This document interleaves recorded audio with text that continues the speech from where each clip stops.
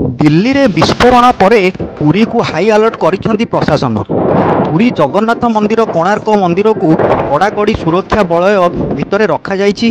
सेहीपरि पुरीर प्रवेश पथ पिपिली टोलगेट निकट में राति तमाम कड़ाकड़ी चेकिंग करुछि पिपिली पुलिस। पिपिली थाना अधिकारी सोमेन्द्र शेखर त्रिपाठी नेतृत्व में बंधुकधारी पुलिस पुरी को आसुथिबा कार और जानवाहन को कड़ाकड़ी चेकिंग करने सह पचरा उचरा करा जाउछि।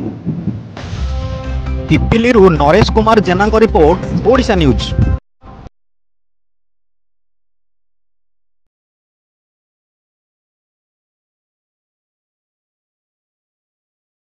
अलर्ट कराई आम सब गाड़ी गुड़ा तदंतर चेक कर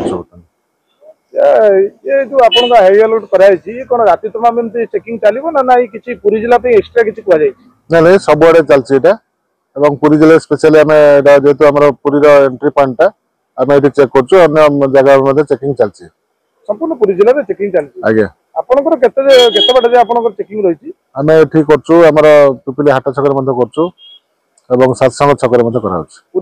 पुरी पुलिस पूरा सहयोग मिलित होबे पुरी पुलिस रे मिलित चेकिंग चलछि एवं सब आड़े चलछि। धन्यवाद।